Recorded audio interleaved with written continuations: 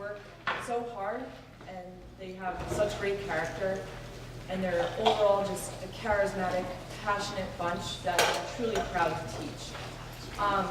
So I'm not going to spend so much time up here because it's their show, and I really hope that you enjoy seeing what your children do every day when you come in here.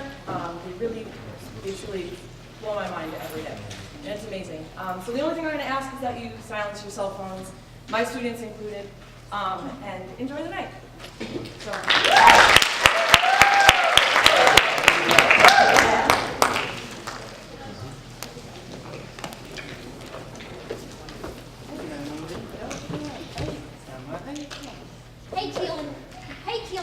What are you doing here?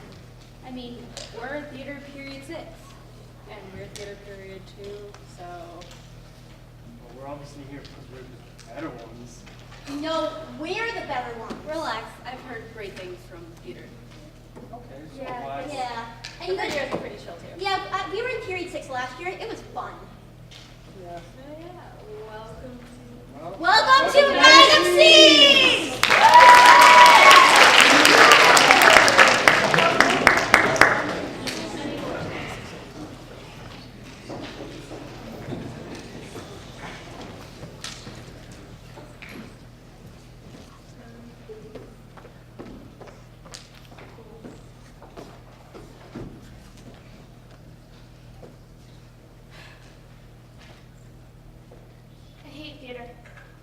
Well, it's so disappointing, isn't it? You know what I do when I'm sitting in a darkened theater, waiting for the show to begin? I pray. Oh God, please, let it be a good show. And let it be short. Lord in heaven, please. 2 hours is fine. 3 hours is too much. And keep the actors out of the audience. God, I didn't pay good money to have the fourth wall come crashing down around my ears. I want to be entertained. I mean, isn't the point? I want a story and a few songs that'll take me away. You know, there was a time when people sat in darkened theaters and thought to themselves, what have George and Ira Gershwin got for us tonight? Or, can Cole Porter pull it off again? Can you imagine? Now it's please, Elton John, must we continue this charade? Sitting there in a darkened theater, you think to yourself, my God, when are they going to bring up the lights? Oh, how things have changed. Hello, how are we today? Feeling a little anxious myself.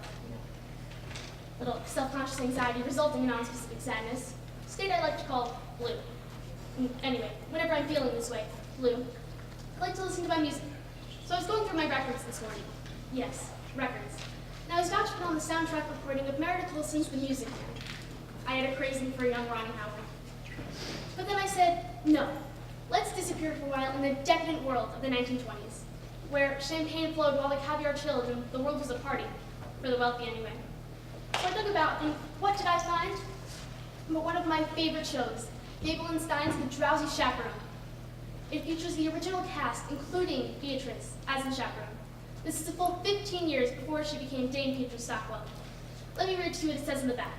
It says, mix-ups, mayhem, and a gay wedding. Of course, the phrase gay wedding has a different meaning now, but back then it just meant fun. That's just what the show is. Fun. Would you indulge me? Would you let me play the record for you now? I was hoping you would say yes.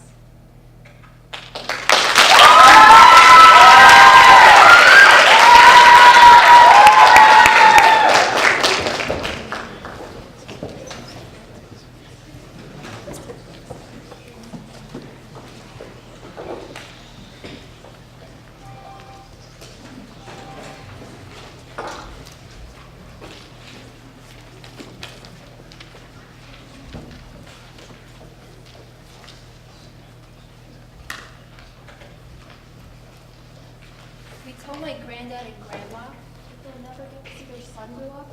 She's strong enough. I know she is. You saw her. She looked wonderful, Alice, and if I were you, I'd be desperate to talk to her. She needs to be able to beg Voldemort for Harry's life. She needs to think he might die. Maybe the worst boy in the world actually turned out to be true. Dumbledore. Dumbledore's alive. We get Dumbledore involved. We do what you did with Snape.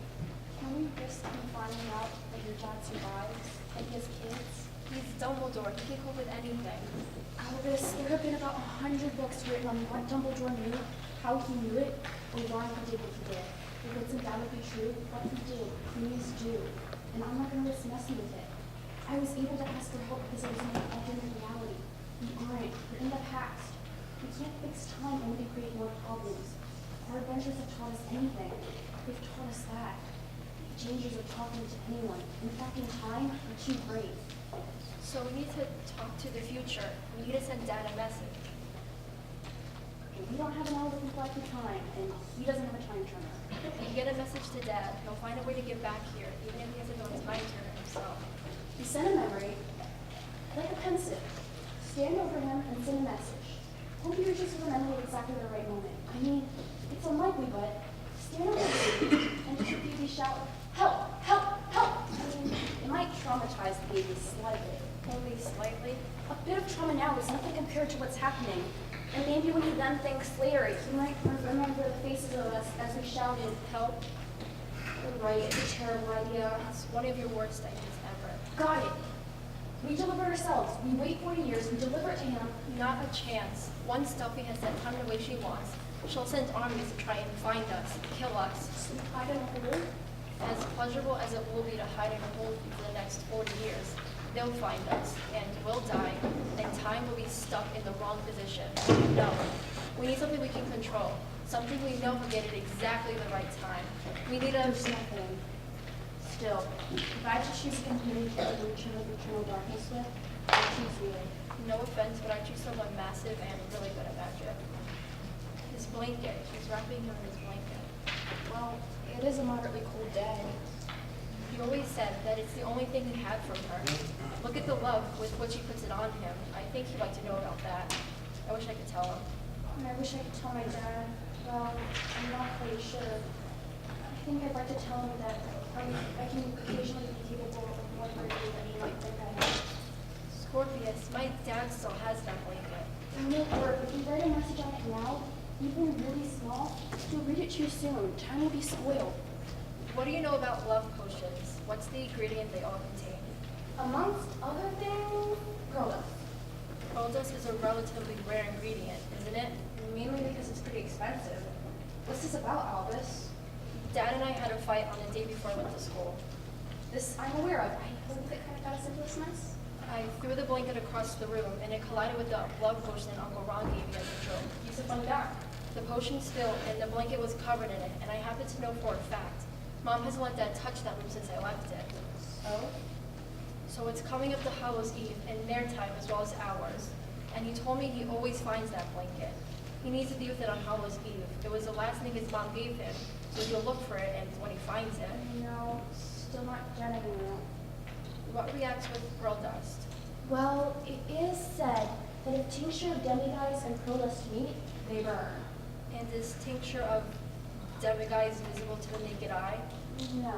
So if we were to get that blanket and write on it in the tincture of Bethpgae, then Nothing would react to it until it came into contact with the love potion. In your room, in the present, by Dumbledore, I love it! we just need to work out where to find some Bethpgae. You know, rumor has it that Build a Black Shot never saw the point in which it was himself in the doors. Rumor was right. Time to steal some wands and get potioning.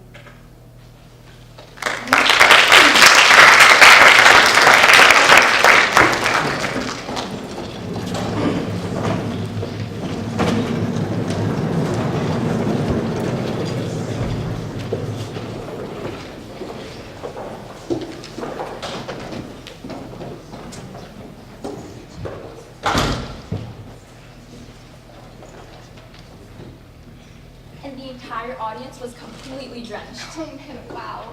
Needless to say, that was the last time I ever went to SeaWorld. Beth, I gotta tell you, everything looks great. Solid SATs. GPA score high over school's average, and your essay, well, to be honest, quite busy. Well, this is just such a great university. I'd be honored to attend. Hey, we feel lucky to have you. Are you applying to any of the schools? Nope, just here. Oh, okay, great. So, Yes? I'm in then? Well, no. I have to pass on to my supervisor, and it's a process, you know. I can't Sit officially. down. What? Sit down, won't you?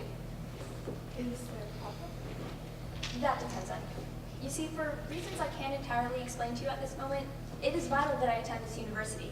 I've been meticulously planning for this day. Years of SAT prep, AP classes, all in hopes of being accepted.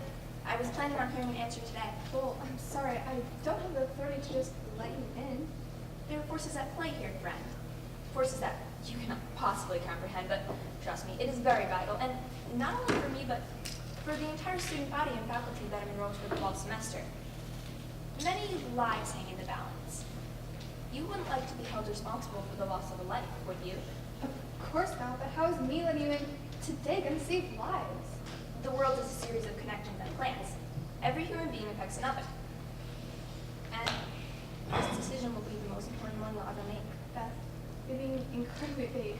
Besides, it's not as simple as me letting you in. An oral agreement is legally binding in the state, so in fact it is that simple. Look, what I can tell you is I'll send a great recommendation, and with your staff... That's not what I'm asking for. Beth, Lex, that room was a great interview guide. I'm not leaving until I get my answer. Well, you're going to have to, because I have another perspective coming in at... Oh, no. You don't. Your 4 o'clock was canceled this morning. You don't have another appointment until Rebecca Smith at 4:45. How did you break into my email or something? Look, I'm not sure what happened here, but I'm gonna have to close. Hello? Hello? Phone troubles? The doors are locked and we're 10 stories up, so the windows wouldn't be a very safe option either. Alright, who are you? A name is but a label, and I have many labels, but that's not important right now. What's important is that you tell me right now exactly what I was hoping to hear. Beth, if I could, I would. It's just... It's only an outage, friend. Circuits break all the time. Please, I don't have any real authority, and acceptance from you is meaningless. Then there's no reason not to say it. Why are you doing this? I'm not doing this. You're doing this, and it can all go away with 30 little words. Whoa. No! Those are not the right words! Say it! Say it!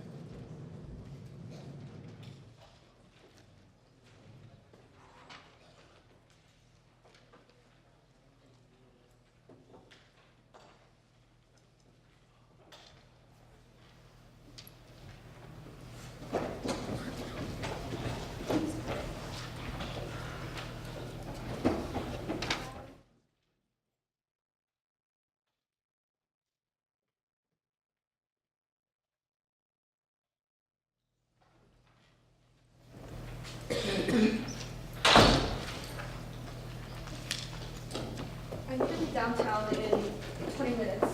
We won't be long. What is this about? How well did you know Amanda Barnes? Amanda, she was an intern at my law firm in Newark a few years ago.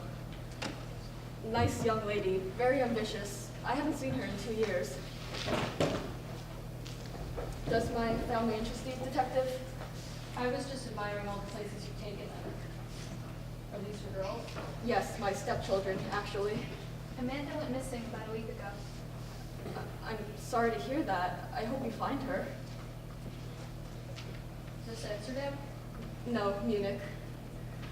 We found her cell phone. She called you a few days before she went missing. Yes, I received a call from her, but she left no message. Who are these girls with your wife? It's a charity my wife started, the HME Foundation. HOME, yeah, I've heard of that. It's a recovery center for victims of human trafficking, right? Yes, she was dedicated to reuniting them with their families. Why would Amanda be calling you if you hadn't seen her for 2 years? I assumed she wanted a reference. I told her I'd give her one any time. She's always had my number. Is your wife working now? I lost my wife last year. Oh, I'm very sorry to hear that. A victim of a stray bullet 2 blocks from our home. That's why I moved away. Please excuse me. I need to be in court today. I need time to prepare. Of course. Thank you for your time.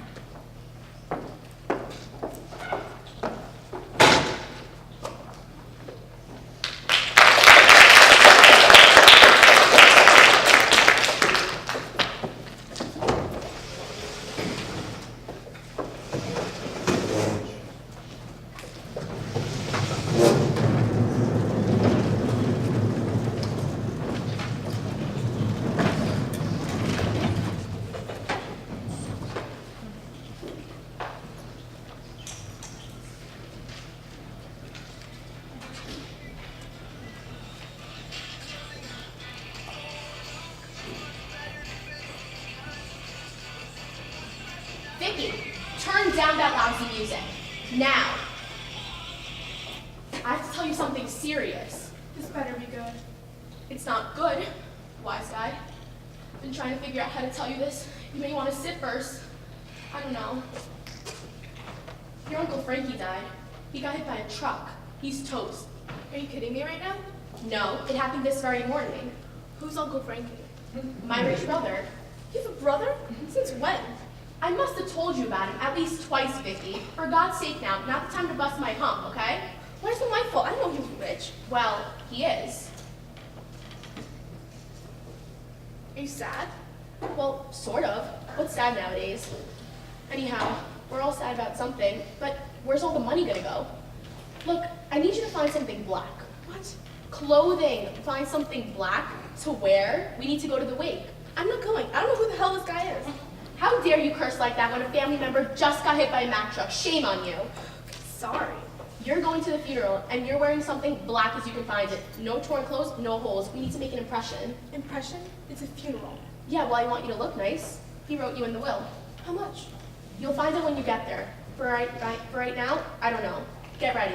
Go, now. Why am I getting ready now? How is this funeral today? He just died. Believe it. If we're the first ones, we may get the most money.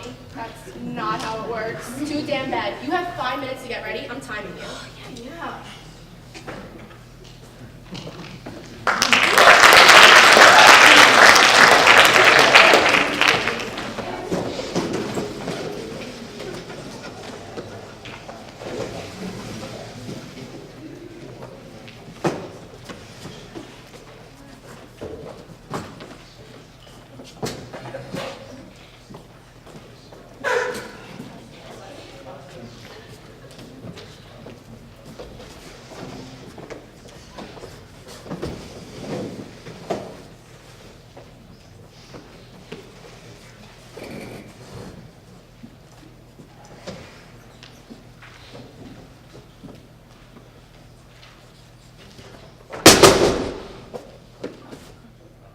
Don't worry.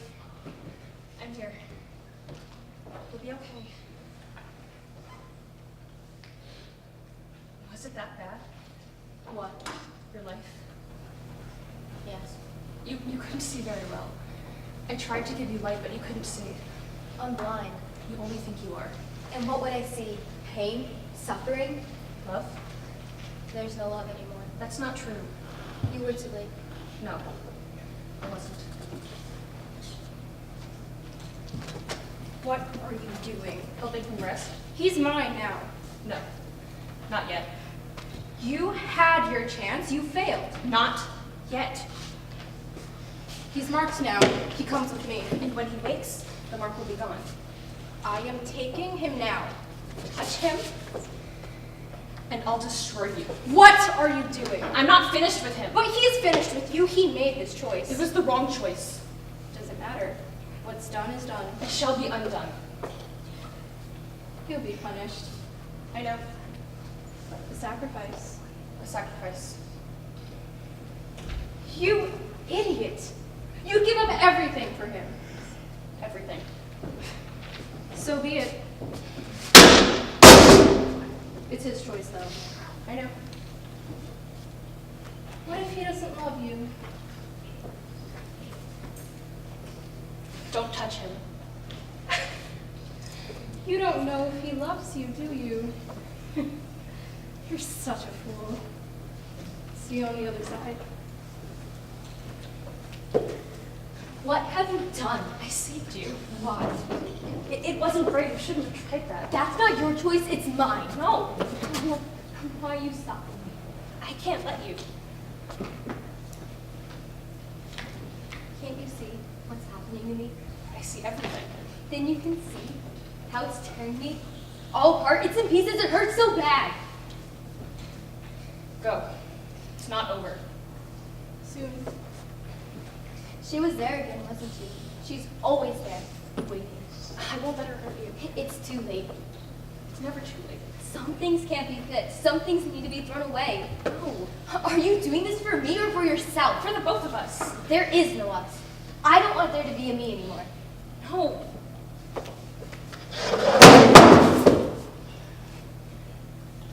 It's okay. I've got you. Rest. I'll watch over you. You can't keep doing this. I can, and I will, until I get it right. You will tear his soul apart. You've already done more damage than I can do. I will find a way to heal him.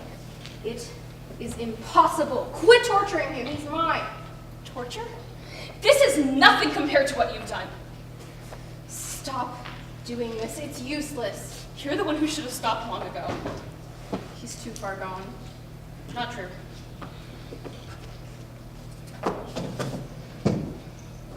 I see hope. He is not yours. Quit the stupidity and give him to me. No! I'm not giving up on him, never. Then it'll be like this for eternity. This will be your hell. This is how it'll go. He steps onto the chair. You save him. But he goes back to the chair. You save him, but he goes again. There's nothing you can do to change that. But you can change this. What? You're the answer. You did this to him so you can undo it. Why would I do that? Because you loved him once. You're wrong. You don't love him anymore. Release him to me. Never. Why won't you give him to me? Because he is mine! Gave his soul to me and he's mine. He struck a deal. End of story. And you demanded more than his soul with the deal. And you fell in love. He loved me too. Still does. Stupid man. I'm killing him, but he keeps coming back to me. Isn't that what love is? Shut up. Give him to me. Shut up! I love him. I can heal him, make him the way he used to be. I have had enough of this. He's finished and so are you.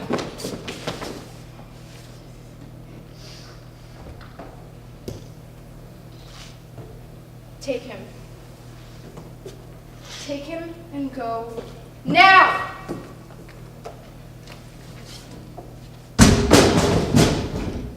Don't worry. I'm here.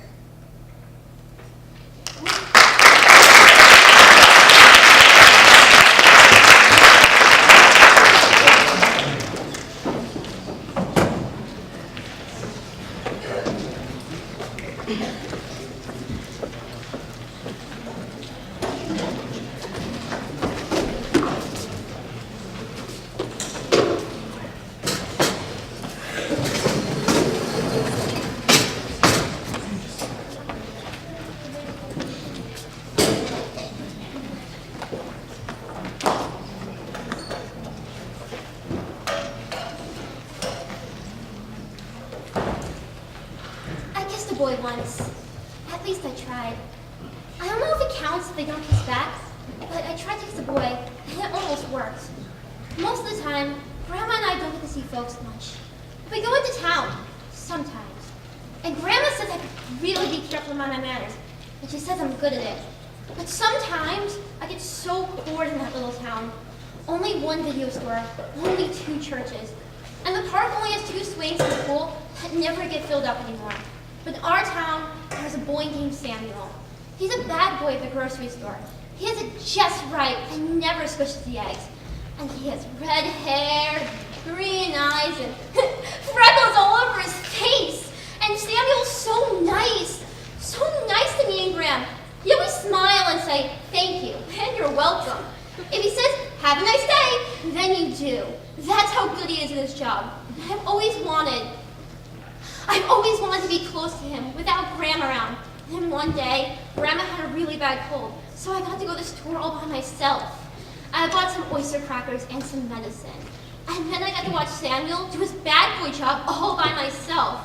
And I just stared at him and tried to count all those hands and freckles.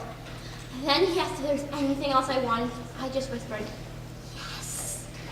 And then I grabbed him by the ears and that was my first kiss. It was the most romantic moment of my life. Until the manager pulled me off with him.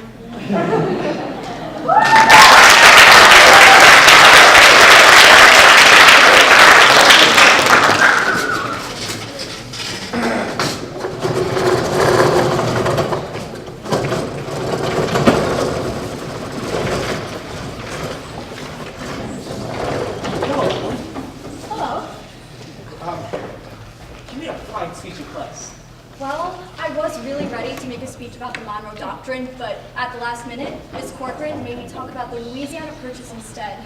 I worked an awful long time on both of them. Gee, it's funny. Emily, I can just see your head from my window. Nice for doing your homework up in your room. Why can you? You certainly do stick to it, Emily. Well, I always feel it's something you have to go through. Yeah? Yeah, I don't mind it really. Passes the time. Yeah, Emily, what do you think?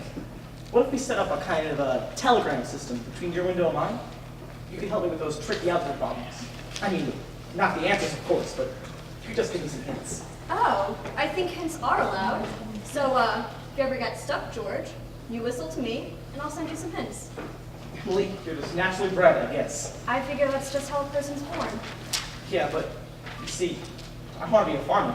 And my Uncle Luke says whenever I'm ready, I can just come over and work in his farm. And if I'm good at it, I can just gradually have it. You mean the house and everything? Yeah. Well, thanks. I'd rather get out to the baseball field. Thanks for the talk, Emily. Good afternoon, Mrs. Webb. Good afternoon, George. So long, Emily. So long, George. Emily, come and help me trim these beans for the winter. George, you guys let us have an awfully good conversation, didn't we? Why are you screwing up so fast? How old must he be now? I don't know. Let's see. He must be almost 16. Mama, I made a speech in class today, and I was very good. Well, you must recite to your father at supper. What was it about? The Louisiana Purchase. It was like silk all over school. I'm going to be making speeches for all of my life. Mom, are these big enough? Try and get them a little bigger if you can. Mama, will you answer me a question? Serious? Seriously, dear, not serious. Seriously. Will you? Yes, of course I will. Mama, am I good looking? Yes, of course you are. All my children have good features. I'd be ashamed if I hadn't. Oh, Mama, that's not what I mean. What I mean is, am I pretty? I already told you yes. Now, that's enough of that. You've got a nice, pretty young face. Never heard of such foolishness. Oh, Mama, you never tell us the truth about anything. I am telling you the truth. Were you pretty? Yes, I was, if I do say so myself. I was the prettiest girl next to Mamie Berkeley. But Mama, you've got to say something about me. Like, am I pretty enough to get anybody? To get people interested in me? Emily, you make me tired. Now stop that. You're pretty for all the normal purposes. Now, come along and take the bowl with you. Oh, Mama, you're no help at all.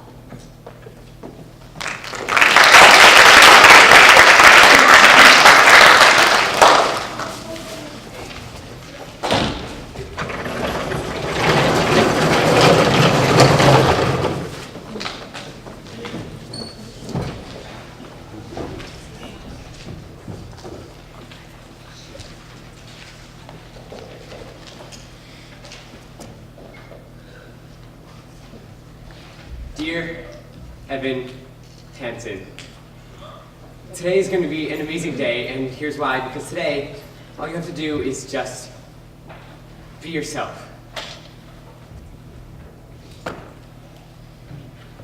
But also confident, that's important, and interesting, and easy to talk to. Approachable, but mostly just be yourself. That's the big, that's number one, just be yourself. Also though, don't worry about whether your hands are gonna get sweaty, and you can't make it stop no matter what you do, because they're not gonna get sweaty, so I don't even know why you're bringing it up, because it's not gonna happen, because all you have to do is just be yourself, be true to yourself. I'm not even gonna worry about it though, because it's seriously not gonna be like that time. You had the perfect chance to introduce yourself to Zoe Murphy at the jazz band concert last year, and you're gonna wait until afterwards just to go up to her and tell her how good she was. Like you pretend super casual, like you didn't even know her name. Like you'd be like, oh, I'm sorry, I didn't hear you. You said your name was Chloe? You said your name was Chloe? She'd be like, no, I said Zoe, it's Zoe. And you'd be like, see, I thought you said Chloe because I'm just very busy with other stuff right now, it's a thing. But then, you didn't even end up saying anything to her anyway because you were so nervous that your hands were gonna be sweaty, which they weren't sweaty until you started worrying about them being sweaty, so then you put them under the hand dryer in the bathroom, but then they were so sweaty, they were just very warm now as well, so.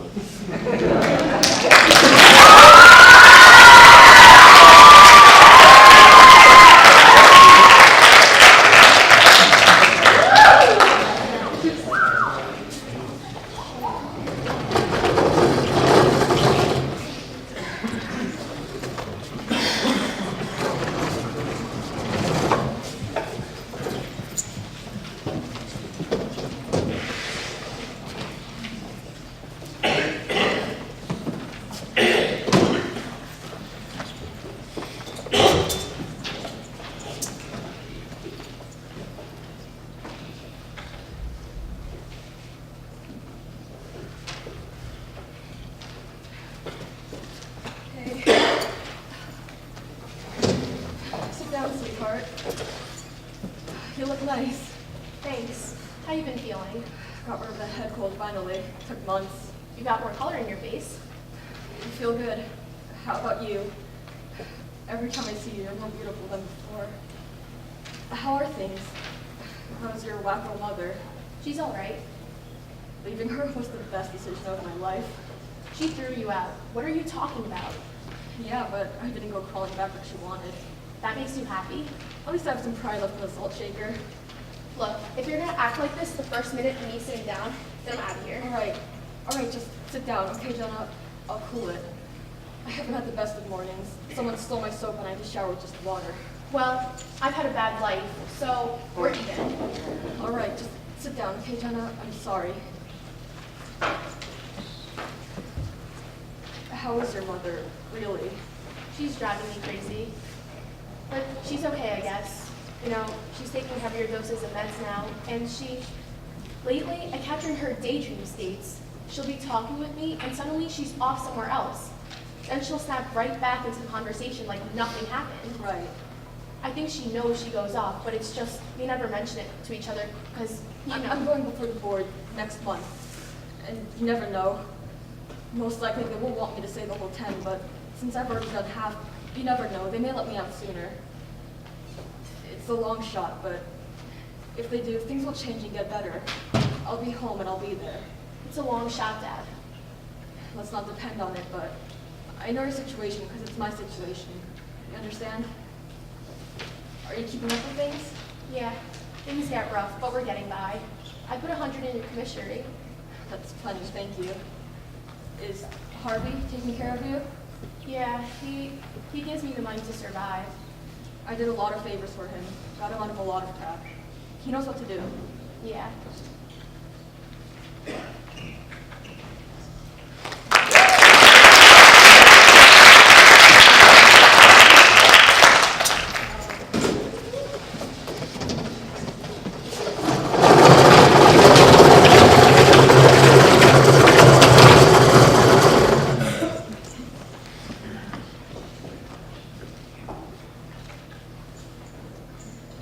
The raven himself is horse that croaks the fatal entrance of Duncan under my battlements. Come, you spirits that tend on mortal thoughts, unsex me here, and fill me from the crown to toe top full of direst cruelty. Make thick my blood, stop up the access and passage to remorse, so no compunctious visitings of nature shake my felt purpose, nor keep peace between the effect and it.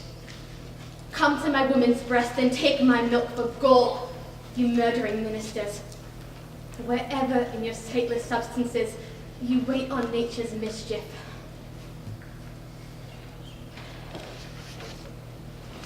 And pour thee in the dunnest smoke of hell.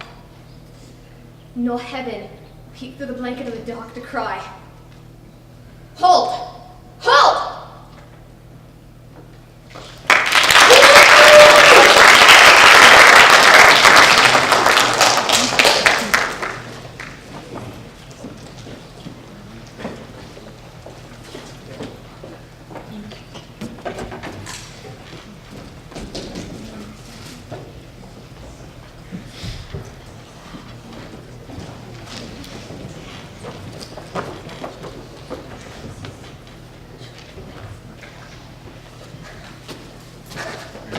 Shannon! Wait up, Shannon! You made it! Barely. Wasn't that hiking trail amazing? So, why didn't we hike it? It's more fun to run. More fun for you. I think I twisted my ankle. You'll live. No, really, I think I broke it. And is your tailbone still bruised from the bus ride? Yes, all those bumpy country roads, no one told us that we were going halfway around the world. We're just 15 miles from the school.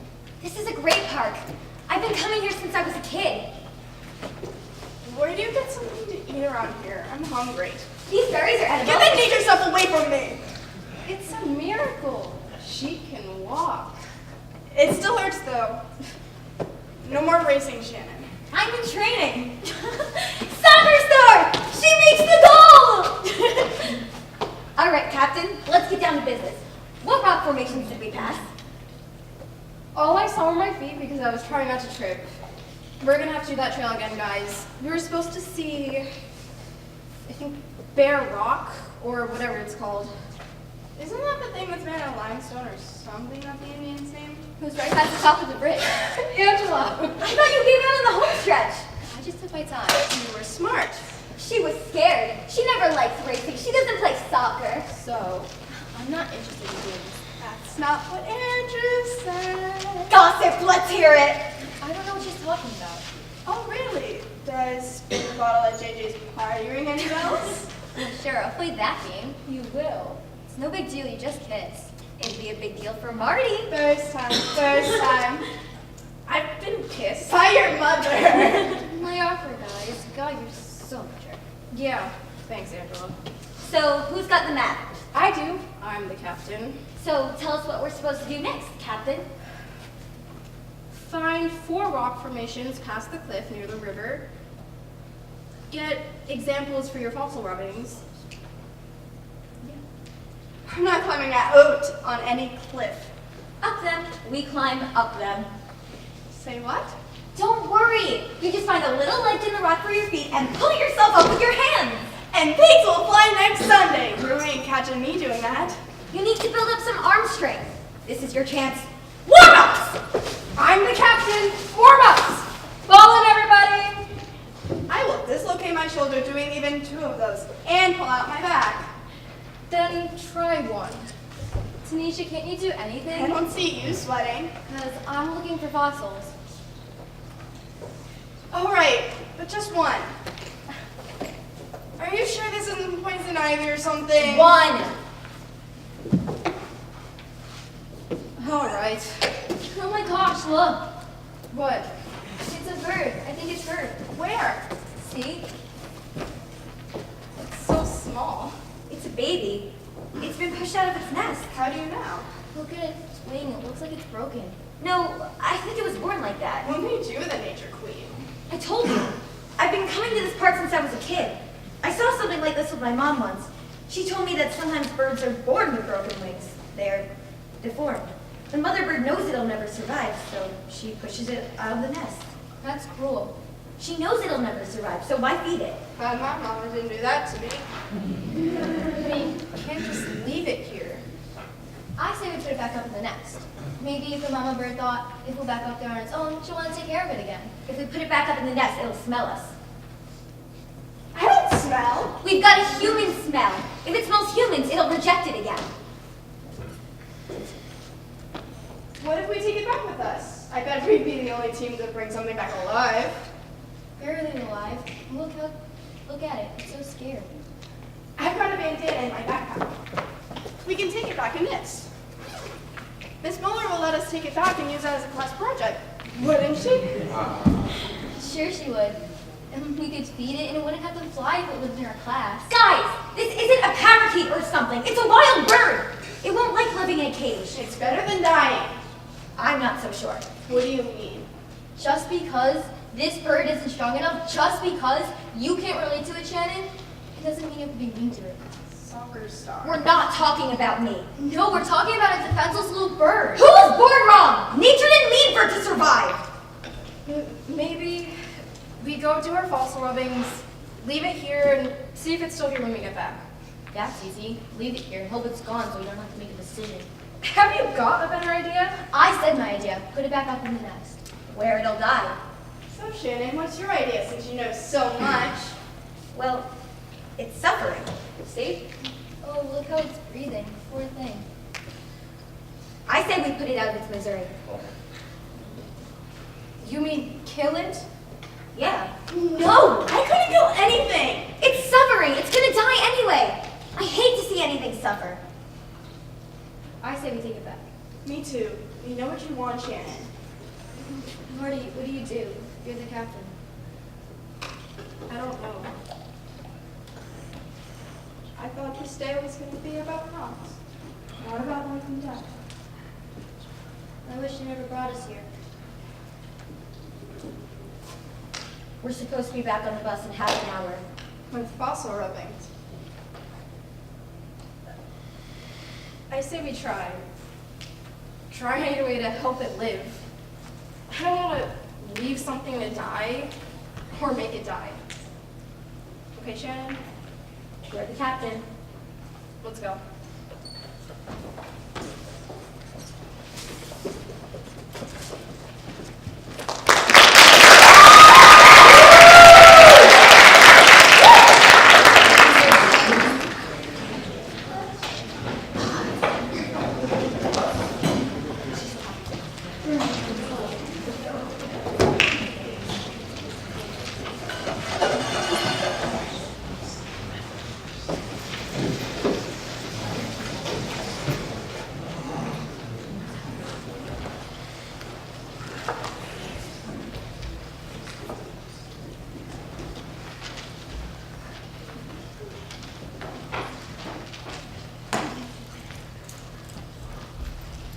Perhaps, but you are too. Everything is wonderful, for that matter. Life, people, everything. Everything is wreckage that drifts over the water until it sinks. Sinks. I have the same dream every now and then, and at this moment I am reminded of it. I find myself seated at the top of a high pillar, and I see no possible way to get down. I grow dizzy when I look down, but down I must go. But I'm not brave enough to throw myself. I cannot hold fast, and I long to fall, but I don't fall. And yet, I can find no rest or peace until I shall come down to earth. And if I came down to earth, I would wish myself down into the ground. Have you ever felt like that?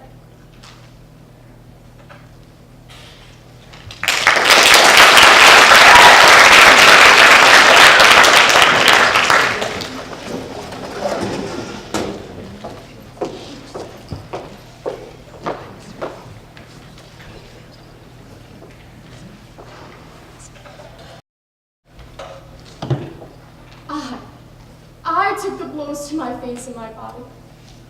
All of those deaths. That long parade to the graveyard. Father, Mother, Margaret. That dreadful way. So big with it. Couldn't be put in a coffin but had to be burned. Like rubbish. You just came home in time for the funeral, Stella. And funerals are quiet compared to this. Funerals are pretty. But Dad's not always. Sometimes their breathing is hoarse, and sometimes it rattles, and sometimes they even cry out to you, "Don't let me go." Even the old sometimes say, "Don't let me go," as if you were able to stop them. But funerals are quiet with pretty flowers and oh, what gorgeous boxes to pack them away. Unless you were at the bed when they cried out, "Hold me," you'd never suspect there was struggle for breath and bleeding. You didn't dream. But I saw, and now you sit there telling me with your eyes that I let the place go. How in hell do you think all that sickness and dying was paid for? Death is expensive, Miss Stella. And old cousin Jesse's, right after Margaret hers, why the Grim Reaper had put up his tent on our doorstep. Belle Reve was his headquarters. Which of them left us a fortune? Which of them left us a cent of insurance even? Only poor cousin Jessie. 100 to pay for her coffin, that was all, Stella. And I, with my pitiful salary at the school, yes, accuse me, sit there and stare at me thinking, I let the place go. I let the place go? Where were you?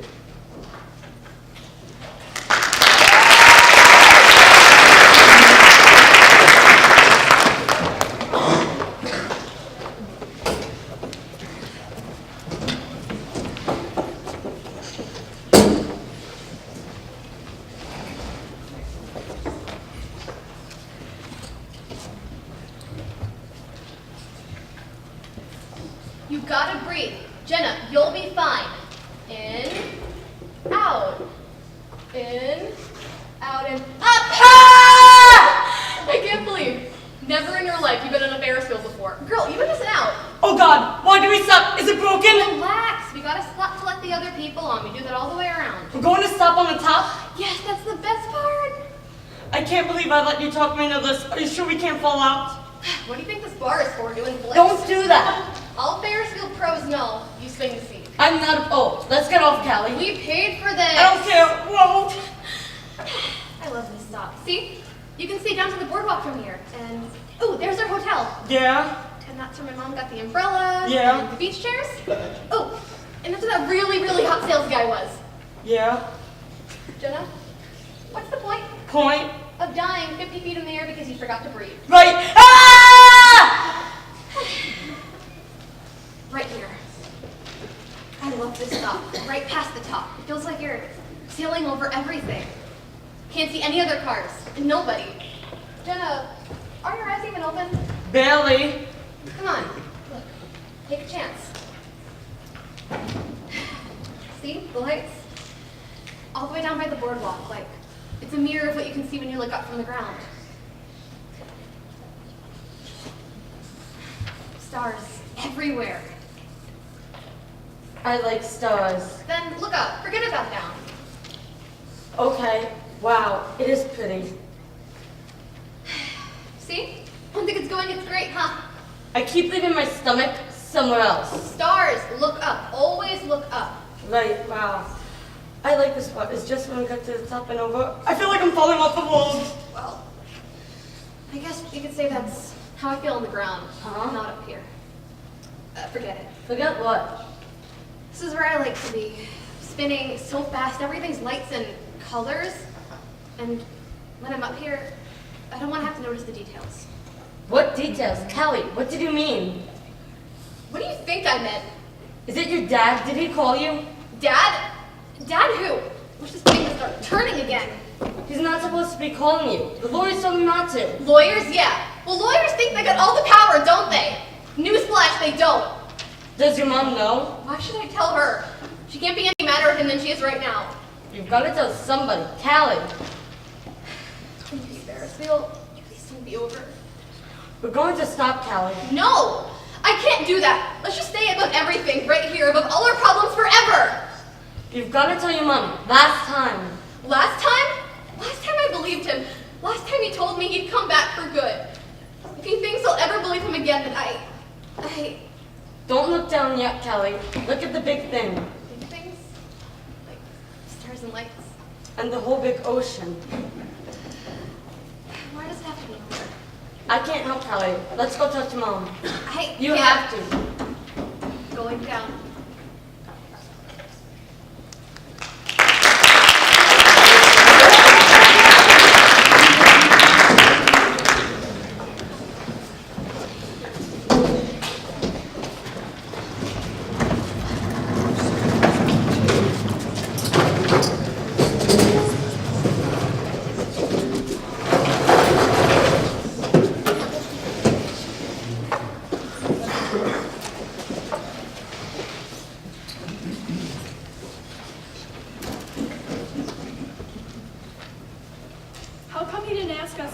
questions. I don't think he bothered because we're not suspects. And the rest of them are? Yeah, of course, we're all suspicious.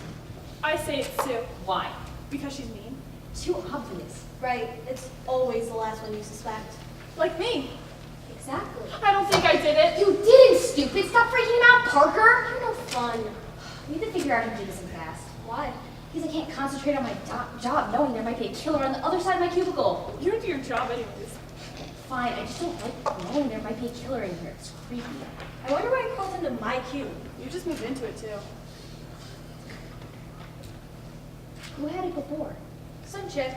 Maybe the boss was looking for her and wanted to piece him by. Or maybe she was involved. The other woman! Brilliant deduction, Sherlock. Speaking of brilliant ideas, maybe we should tell the cops about this? Better yet, we could solve the mystery and become heroes. Get a reward or something. You know, guys, it's the coolest idea ever. I need one of those spyglass thingies. And I need a pipe and a hat. I need glasses. Smart detective girls always have glasses. How many smart detective girls are there? Velma from Scooby-Doo. We need a talking dog! No, you're just stupid. No, stop. No, stop. Is this a clue? Give me that. Why does Ralph have a hotel room key? Maybe he's on vacation. Yeah, I'm sure he comes here during the day and then vacations at night. Maybe he lives in a hotel. I'm not sure why he drives so far every day. How far? Well, that hotel's way out in the boonies. My family used to go out that way during summer vacation, but it's hours away. So Mr. Clean has some dirty laundry. Late to work, hotel room key. He's late to work because he has to do his laundry. Oh my God. We have some good dirt already. We are such good detectives. Okay, gang, let's split up. And do what? I have no clue. That's what those detectives do on those TV shows. So. We have a few clues already, but I just need to remember the name of that girl who used to have a cube. Cindy, Mandy, Candy? And after work, we can follow Ralph and see where he goes and do a stakeout. I'll bring the steaks! Who has a barbecue?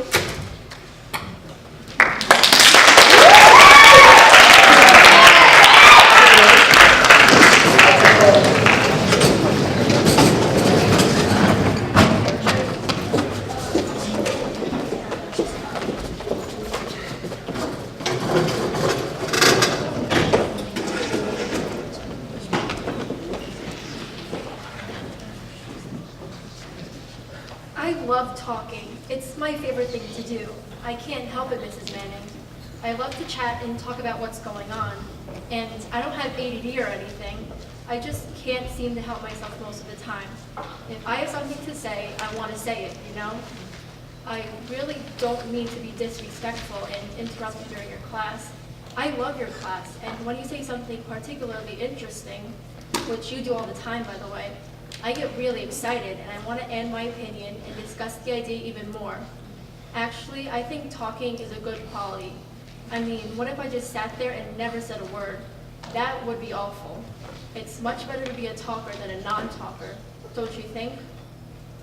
I will admit that maybe I have a tendency to talk a little too much. My dad is constantly yelling at me to get off the phone, but I just have a lot to say. So, you see, Mrs. Manning, the worst thing you can possibly do is give me the attention in the library because you have to be quiet in the library. And if I have to sit quietly for an hour, I think it might be hazardous to my health. I think I might explode.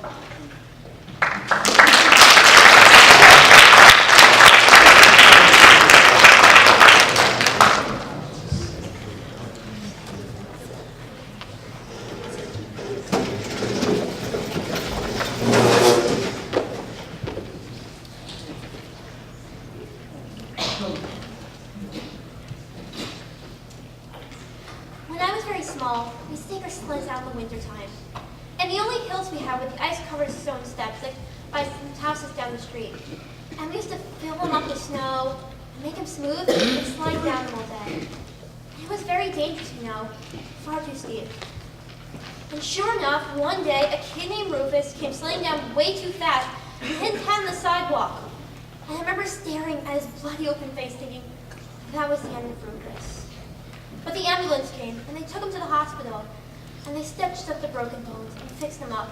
And the next time I saw Rufus, he had just one little line on his face. I never got over that. That was what one person could do for another. Fix up the sick, sew up the problem, make them all right again. That was the most marvelous thing in the world. I wanted to do that. I always thought there was one concrete thing one person could do for another. Fix up the sick, make them whole again. This is truly being God.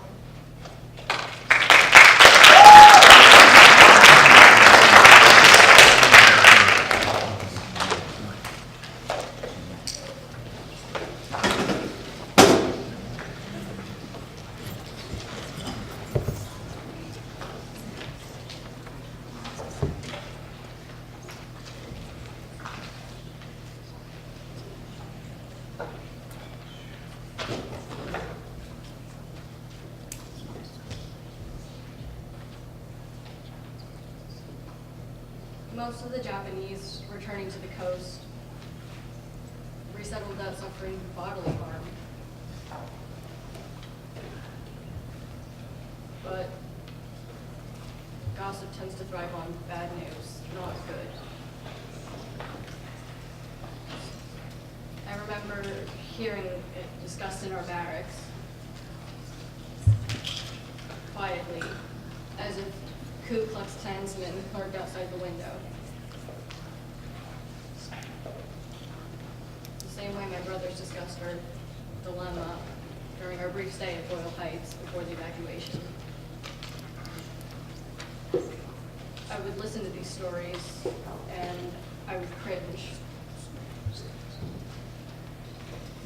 And this was very odd and confusing to me, because ever since we'd arrived, the outside world had seemed someplace inaccessible, yet wonderfully desirable. I would recall our days in Ocean Park. I would flip through the Sears Roebuck catalog and dream about all the dresses and coats and boots that were out there somewhere at the other end of the highway beyond the gate.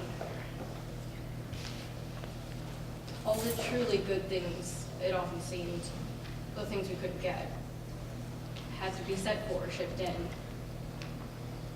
In this sense, God and the Sears Roebuck catalog were pretty much the same thing in my young mind. Once, during novena at the Maryknoll Chapel, I had asked for something I had desperately wanted, had never seen inside the camp. We were told to ask for something we really wanted, and we were to write it on a piece of paper, pray devoutly for 9 days, and if we prayed well, it would be answered. The nuns expected us to ask for purity of soul or a holy life. I asked God for some dried apricots. I wrote this on a piece of paper, dropped it in the prayer box, and began to fantasize about how they would arrive in a package from Sears Roebuck. I knew how they would taste and feel in my hands. I said my rosary 30 times a day, and for 9 days. And for 9 days after that, I waited. The dried apricots never came. My faith in God and in the Catholic Church slipped several notches that time, but not my faith in the outside, where all such good things could be found. I went back to flipping through the catalog.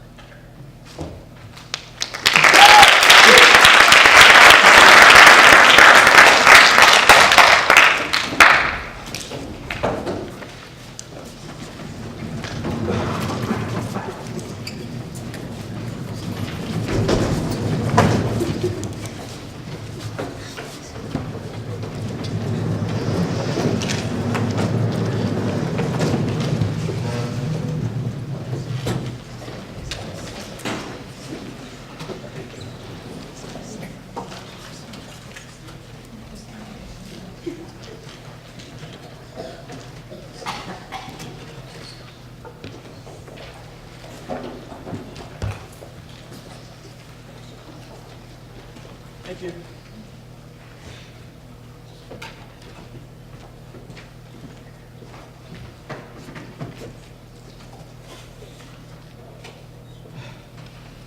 is he? Hey, sorry. My boss won't work with me. Oh, that's fine. I'm just happy you're here. Same, it's been a while since college. How have you been? What's up? I'm good. Well, I just wanted to tell you, there's this girl, and she comes here every day, and I kind of have a big crush on her. Wow, grade A stalker, huh? No, it's not like that. It's just, I come here every day after class, and I happen to notice her. Okay, then. Look, I didn't ask you to come here so you'd make fun of me. Well, what did you come here for then? Well, I kind of wanted to ask her out on a date, and I wanted you to give me some advice and some confidence. Well, that's easy. When she comes in, I'll let you know. See if she's shopping. Sounds good. So then, are you going to order something? Yeah, just give me a sec. Hey, coffee girl, can I get a iced coffee, okay? Coming right up.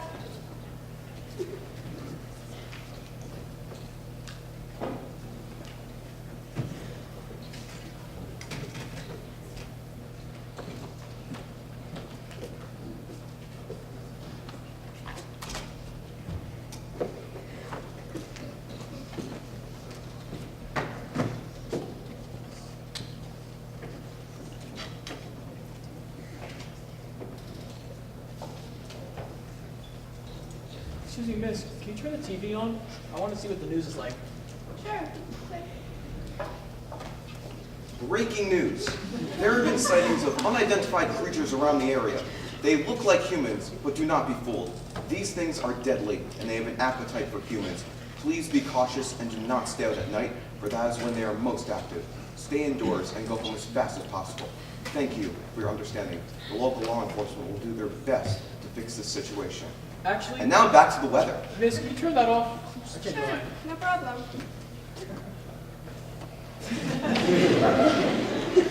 That's the girl. Yeah, sorry, dude. I don't think I got a shot. Really? Well, you can still ask, but it's only worth a shot. Great, thanks, Nick. Excuse me. My name's Ken. Hello? I just noticed that Want me to go now? you're really pretty, and I wanted to ask you out on a date. What was your name? My name's Ken. What's yours? Oh, my name's Rena. Oh, that's a beautiful name. Thank you. That book you're reading, it's by Stephen Stephen King. Yeah, He's my favorite author. mine too. I love all the monsters and all that crazy stuff. I mean, it's kind of scary in real life, but I like the real life. yeah. You want to grab some coffee? Right now? Yeah. Okay. My friend just left me get a business call.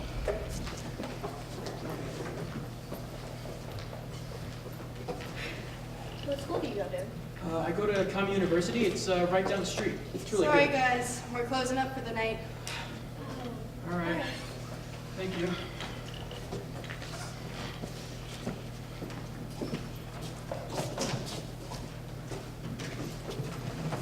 Well, I think I better get going. It's getting kind of late. You know, Ken, I was actually wondering if you walked home. Are you scared about this? Yeah. You gotta make sure you're safe, right? So cool. No. This jacket's not good enough. You know, Ken, I really like you. Yeah, I had a really great time, and I really like you too. Yeah, you're so tasty.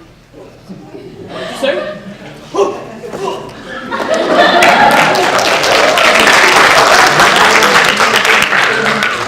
Stay indoors as fast as possible. Creatures are deadly and look like humans. Do not be a victim like many young people across the country have been.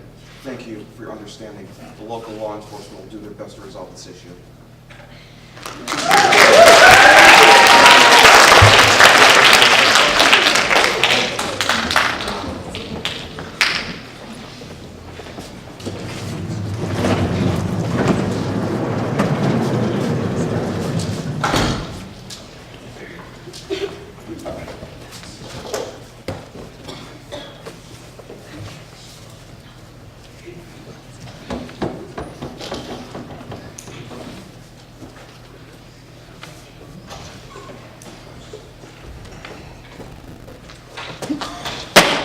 Oh my God! This is amazing! What does this guy think he is bumping into Sky? Ew, he just had gym class. Is she gonna get a disease and die? No one ever sees her.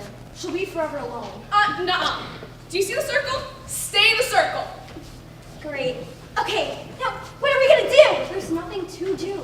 There's no point anyway.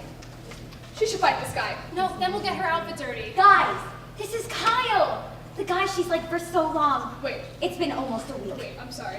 We have a crush? Was anyone going to tell me this? The likelihood of him returning our feelings is 23%. And that's the same percentage as the world exploding. What are we gonna do? He's going to break her heart. Can a heart actually break? Is she gonna die? Well, I guess we'll find out. What do you think you're doing? I like you. No! Oh my god, this can't be happening! Wait, what's going on? Stay in your circle! But I want to see what's going on. What's going on? If Sky's dreams are coming true. I thought we were just friends. Her dreams are being crushed! Wow, he's playing the friend card? I see how it is. This is all your fault. Yeah. Oh no, Blue, what did you do? She always does this. Remember the time we cried for a whole 2 hours? Yeah, just because we failed a math test! Yeah, we all remember. But what are we gonna do now? Guys, she just got rejected.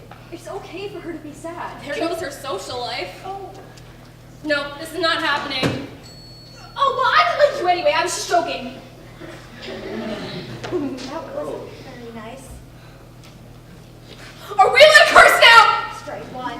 Not in the middle of the hall. She'll get in trouble. Come on, guys, we better get to class.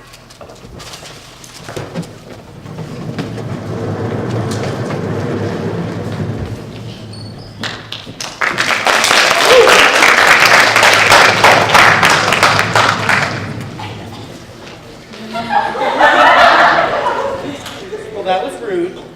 We were so nice. Of all the things you tell a girl, that is not one of them! It's all over. We're not getting the girl back. What's all? We lost her now. Don't worry, she'll come back. Great, now we're gonna be late. Great! Hey, that rhymes. You don't want another detention because then we'll go on our permanent record. They won't get to a good college, and they won't get to a good nursing home. They'll be all alone forever. Even when we're old.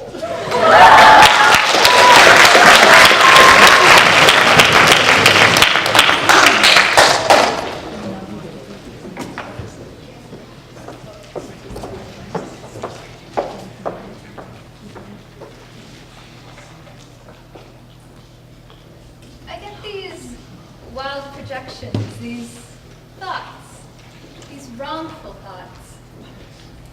I imagine things, and it's always wishing someone bad. Well, not necessarily wishing someone bad, but having bad thoughts about a person. I spend a lot of wasted time trying not to think poorly of the people I encounter or work with, but I have a tendency to think that most people are not good people. I always have a feeling that someone is against me, out to hurt me. Perhaps it's trust issues. Maybe that's a good thing, sort of a defense mechanism, but I would like to be more forthcoming in developing new relationships and fixing the ones I currently have without such dark projections. But what makes it worse is that these dark viewpoints make me think a person is a certain way, when it's really just a figment of my imagination. I don't want to have these thoughts anymore. I would like to judge a character by their own moral actions, not by my negative mental creations. But my gut plays with my mind. I know it shouldn't, but it's really the only way I can get through life. Removing the problem from my mind so I don't feel like someone's wronging me anymore. It's like a get them before they get you sort of thing, right? Probably shouldn't do it, but just can't help myself.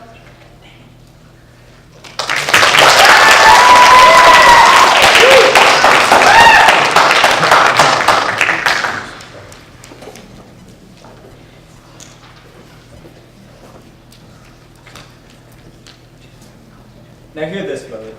You know why I had no address in 3 months? I stole the suit in Kansas City and I was in jail. I stole myself out of every good job since high school, and it was because you blew me so full of hot air I could never stand taking orders from anybody. That's whose fault it is, and it's goddamn time you heard this. I had to be big boss shot in 2 weeks, and I'm through with it. Willie, I ran down 11 flights with a pen in my hand today, and suddenly I stopped. You hear this? And in the middle of that office building, do you hear me? I stopped in the middle of that office building, and I said to myself, what the hell am I grabbing this for? Why am I trying to become something that I don't want to be? What am I doing in an office building making a contemptuous, begging fool of myself when all I want is out there? The minute I say I know who I am.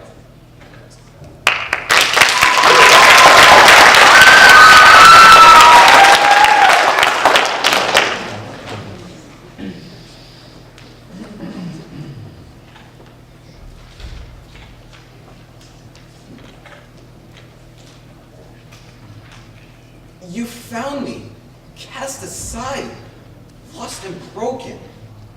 You searched through the rubble to find the severed pieces of my life, slowly fit them back together again. Before you, I felt like I was dying. The panic consumed me, squeezed the life from my heart. But I didn't care. When you're weighed down by the torture of hate, we don't fear death. There was nothing to live for until I met you.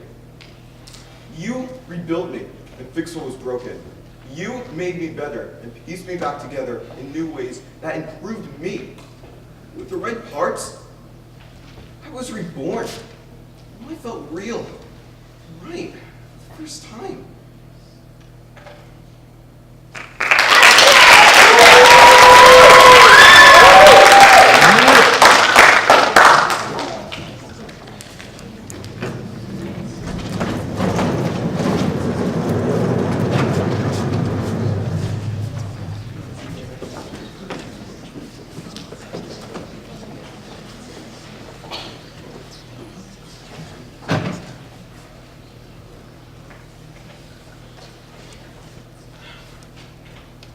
Feels weird writing a letter to someone you were just with. You know, you're the worst. You're indecisive, you're gullible, and you're a fool. The first time I ever saw you perform was when I was 5 years old. It was at a recital for the piano school that I was going to. This awkward, clumsy little girl comes on the stage. She even hit the piano stool with her butt. It was too funny. And she turned to the piano that was way too big for her, and I thought it was going to be a joke. But the moment she played that first note, I was drawn in. It was beautiful. 24-color palette. The melodies danced in the sky. A girl next to me started to cry. I wasn't expecting that at all, that's for sure. Even though you changed so many people's lives, you impacted so many of us, including me, you gave up the piano. You are the worst. Indecisive, gullible fool. I can't stress that enough. When I found out we were in the same middle school, I was super excited. I had to talk to you. But I saw you had a lot of friends, and I didn't really know how to talk to you too much. And I just sent you letters and stood by the side. When I was younger, I found out that I had a terrible illness. They didn't know how bad it was going to be. That was until I got admitted to the hospital after collapsing. They told me I didn't have a lot of time to live. And so I decided to run away. I didn't want to bring my regrets with me to heaven. I wanted to do all the things that I've always been afraid to do. I wasn't afraid to get my glasses. I wasn't afraid to eat anything that I wanted to eat, regardless of how many calories it had.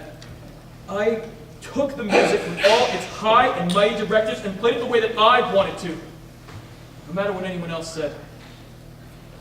Remember that bridge by the river that we jumped off? The water was so cool and refreshing. And the train that we passed by, we were chasing it, riding our bikes. I really thought we could beat it. And do you remember that moon on the night when we went to the music hall? It looked like a big bun in the sky. I wanted to eat it so bad. We were singing Twinkle, Twinkle, Little Star and other songs. We're terrible singers, you know? I can't help but remember these things, even though they're such little things. It's kind of strange to be a musician and then to have your heart so filled with something that comes off the stage. What do you think? Do you think I made it into anyone's heart, living the way that I lived? I wonder if I even made it into yours. I wonder if you'll still remember me if I don't survive this operation. If you forget me, I swear, I'll come back and... No. I don't want to start over. Please, don't forget me, okay? Promise me that you won't forget me. I'm glad that I finally got to talk to you. I hope this reaches you. I always loved you. I love you. I will always love you. I love you so much. I'm sorry we couldn't eat all those canapés together. I'm sorry I was so rude to you. I'm sorry I never told you about my condition. I'm sorry I was so damn selfish. I'm so sorry. Thank you for everything. Love, Michael.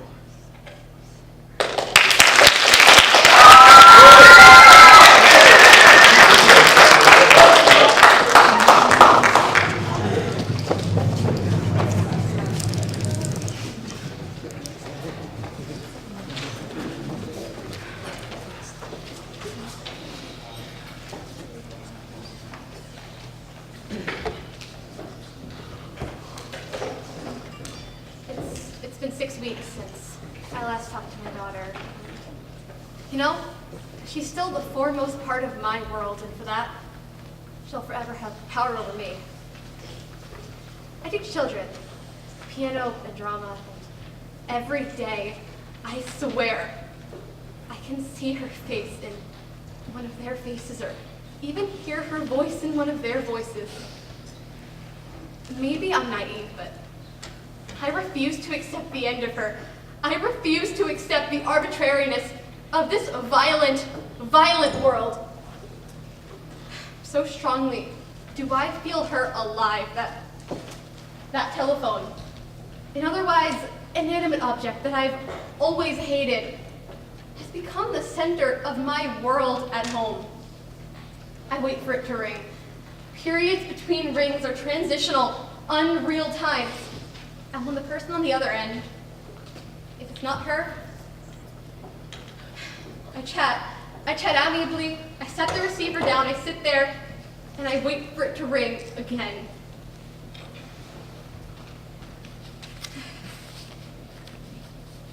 In very weak moments, I pray to that phone. That phone has become my God. And, you know, my husband, he stayed in New Orleans one more week after I returned to Texas. And he called the detective every single day to see if anyone had made any attempt to claim the car and save her. But no one had. He made the rounds of clubs and even restaurants, believing intensely with each new morning that this was going to be the day he found her. But what he doesn't know is that's his way of exhausting all other possibilities, but what he doesn't believe is that the possibilities are endless. He wants to believe that she's alive too. But darkness is always one with him, so he's coming back to France in 2 weeks to ask people his heartfelt questions and show them her picture. But I can't do that. I just can't now. I do what he used to do. I stare out the window at 3 in the morning into the driveway, waiting for her to pull up. And then sometimes I can see her car, blurry. I imagine her face, tired but glorious, catching the porch light as she walks inside, and I can hug her one last time. And you know, that's just a thought, but I don't think that's silly, not at all.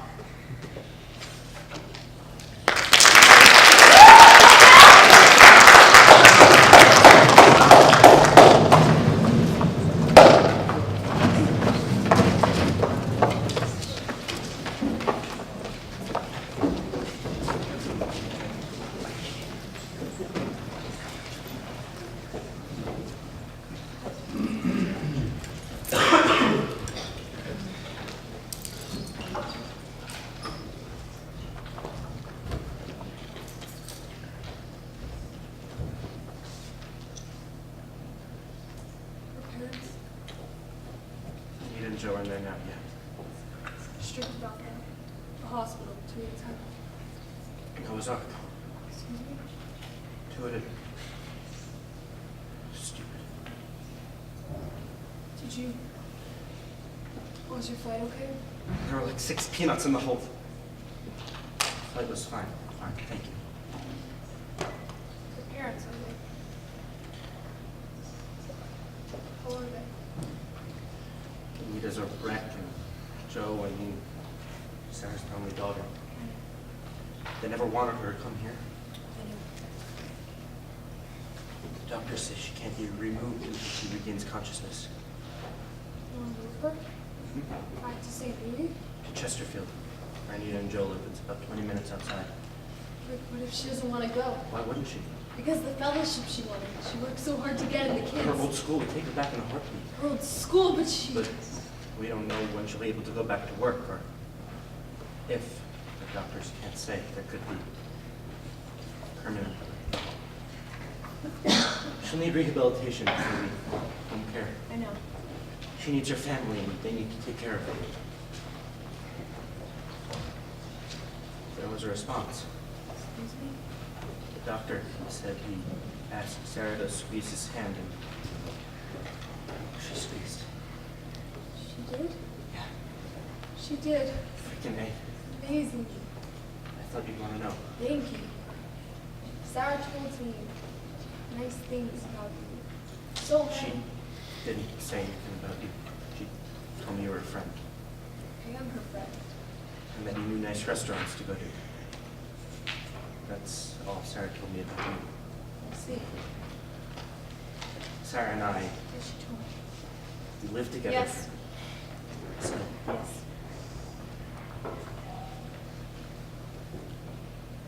I'd like you to tell me what happened that night. Please. Sorry. I can't. Why can't you? Everything you need to know has already been in the papers, on the TV. I've seen the papers and the TV. Then you know everything? No, I don't know everything. I know where it happened, I know what time, and I know that you were there, and now you're here, and she's in there, and that's the part I want to know about. Why is she in there? I wish it was me, but it isn't. Why isn't it? Were you hurt? You don't know what freaking happened! Then tell me. Why were you protecting her? He was big, he was stronger, I tried! Was he bigger than me? I tried! Was he bigger than me? Was he bigger than me? No! Why was she protecting you?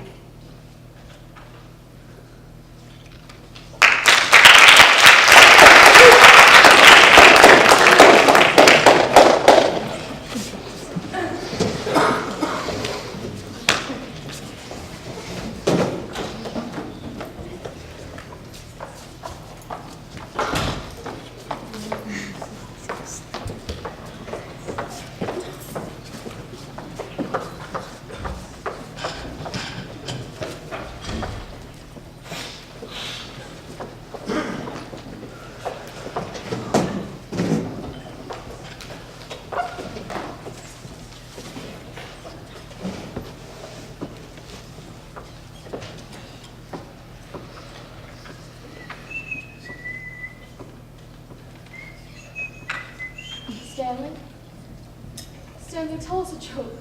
Tell us a funny little story that'll make us all laugh. I don't know what's the matter with us. We're all so solemn. Is it because I've been stood up by my beau? It's my first time in my entire experience with men, and I've had a good deal of all sorts, and I've actually been stood up by anybody. I don't know how to take it. Tell us a funny story, Stanley. Something to help us out. I didn't think you liked my stories, Blanche. I like them when they're amusing, but not indecent. Well, I don't have any refined enough for your taste. Then let me tell one. Yes, you tell one, Blanche. You used to know a lot of good stories. Okay, let me see now. I must run through my repertoire. Oh yes, I love parrot stories. Do you all like parrot stories? Well, this one's about an old maid and a parrot. And this old maid, she had a parrot that casted a blue streak and knew more vulgar expressions than Mr. to Wall Street. And the only way to hush the parrot up was to put the cover on the back of the cage so the parrot would think it was night and go back to sleep. Well, one morning, the old maid had just uncovered the parrot for the day, when who should she see walking up the front porch? But the preacher! Well, she rushed back to the parrot and covered the parrot and let in the preacher. And the parrot was perfectly still, just as quiet as a mouse. But just as she was asking the creature how much sugar he wanted in his coffee, the parrot broke the silence with a loud squawk and said, "God damn, but that was a short day."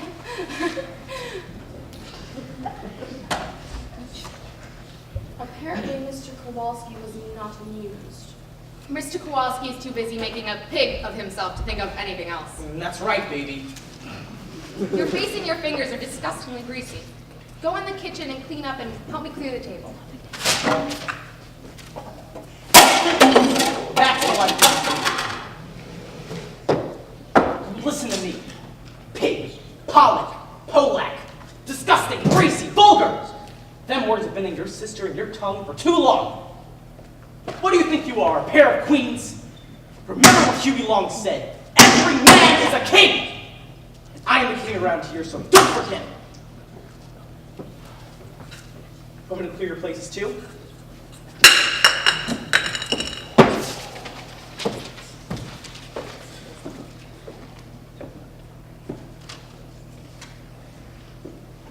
What happened while I was bathing? What did he tell you, Stella?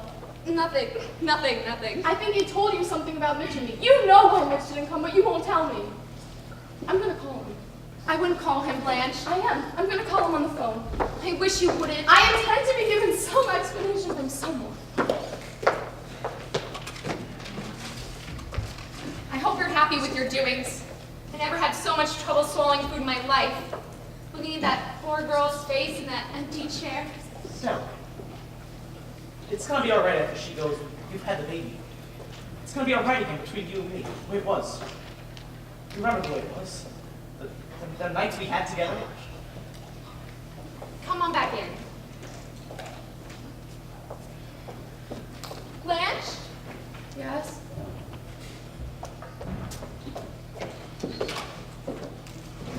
Oh, those candles? Don't burn them, Stella. I certainly will. You ought to save them for baby's birthdays. Oh, I hope candles are gonna glow in his life. And his eyes will be like two big blue lighted candles in a white cake. What poetry?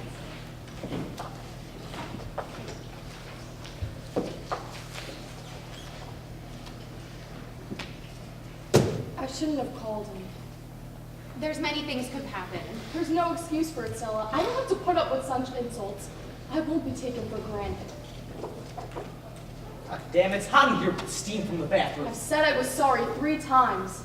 I take hot baths for my nerves. Hydrotherapy, they call it. You healthy Polak without a nerve in your body. Of course you don't know what anxiety feels like. I am not a Polak. People from Poland are Poles. But what I am is 100% American. Born and raised in the greatest country on earth, and proud as hell. So don't ever call me a Polak. Oh, that's for me, I'm I'm sure. not so sure. Keep your seat. Hello? Yeah, Mitch?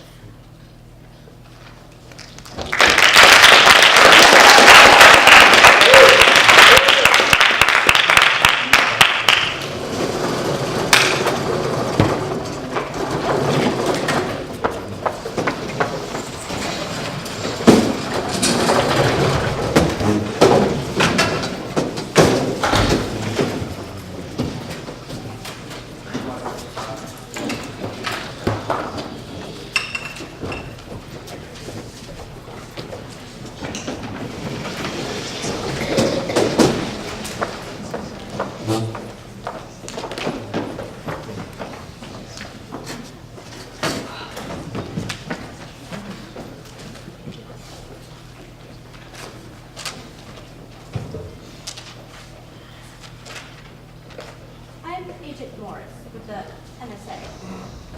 Now, I know that you all have been through quite an ordeal, so the government appreciates you taking this trip to Washington on such short notice.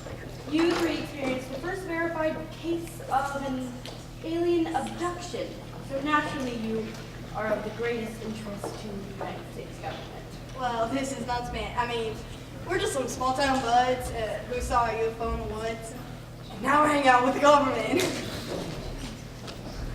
Actually, yeah, indeed. Now, can you tell us how you're brought aboard the spacecraft? Well, first of all, I would like to thank you for the sick hat. It fits my head perfectly, and I love it. Excellent. We're glad you like it. Well, to answer your question, ma'am, it was kind of this pathway made of golden light, and it gently ushered us up into the spacecraft. Yeah, we were brought onto the ship and we saw that the aliens were glowing and they were made of beautiful light. They welcomed us to the ship. It was truly amazing. I see. And you, Miss Rafferty? Yeah, cookie crumbled a little differently for me. I wasn't so much lifted by light as I was caught in the net. Those little bastards had stared at me, and the next thing I know, I'm being switched straight up and straight into a tree. And that was when I had the realization that this was the first time I'd been on a date since 2009.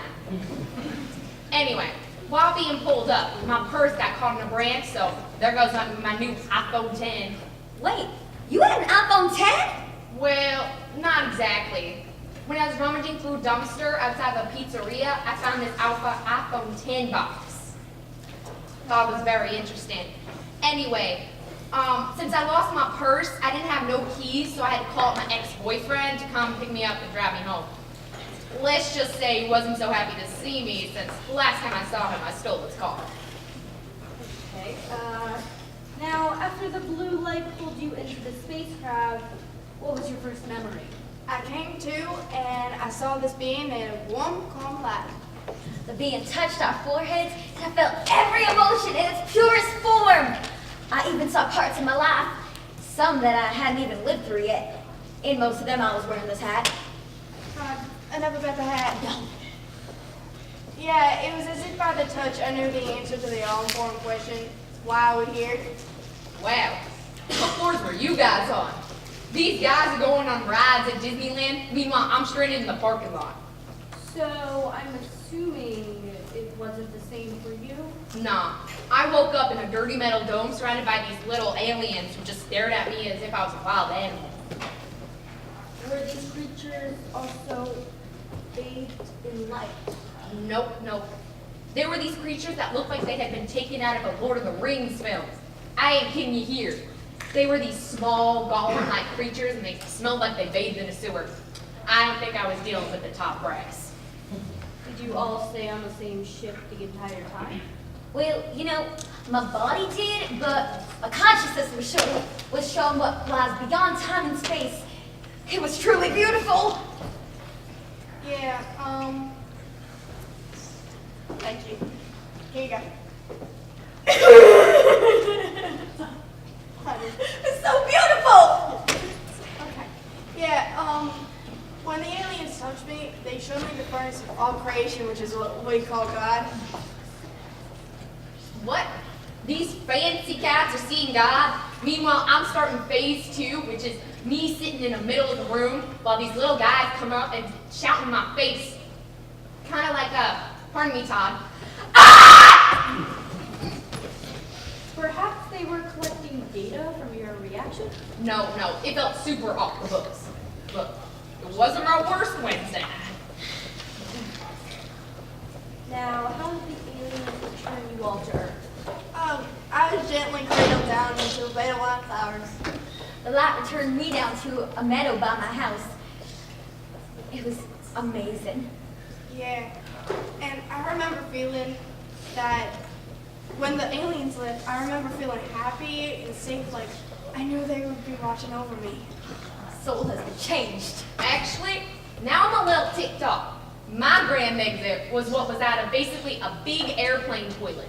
They dropped me on top of a 7-Eleven and I fall off the roof. They dropped me 20 miles from my home and I had to call my ex-boyfriend. And, well, you know the rest. Man, you got screwed. You think, Todd? Well, we would like to take you all for physical examinations now. All right, but you might need to speak a little bit loudly because I'm a bit hard of hearing from all the yelling. I love this hat. You know what, Todd? I'm breaking up with you. You love that hat more than me. That's why when the aliens touched my forehead, I saw you throw all my stuff into a lake.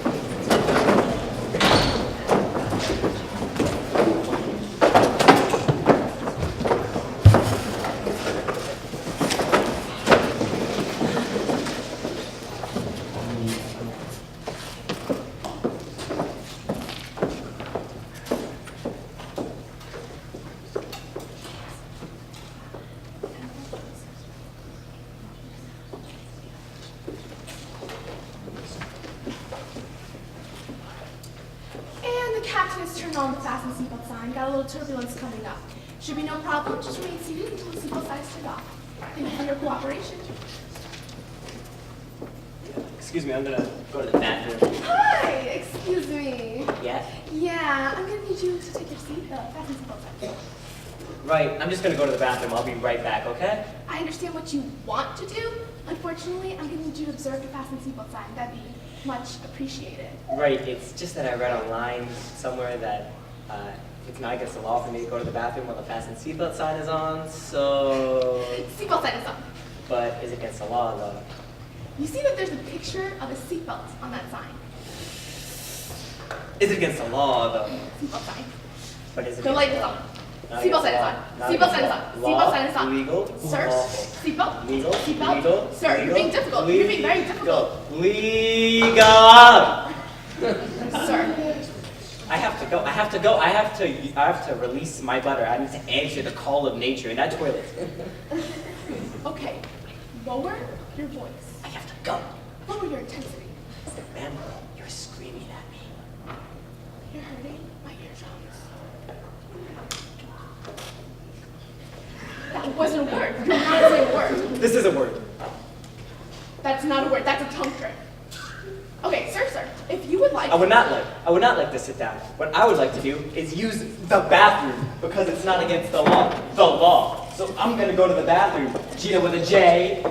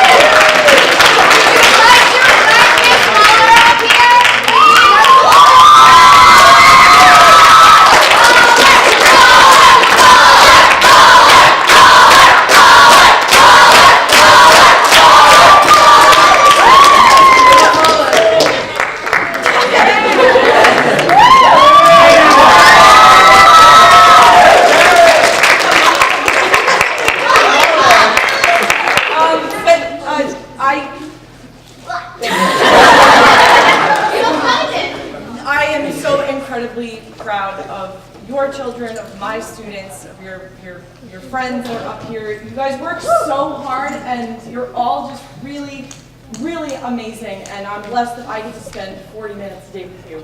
And that's great.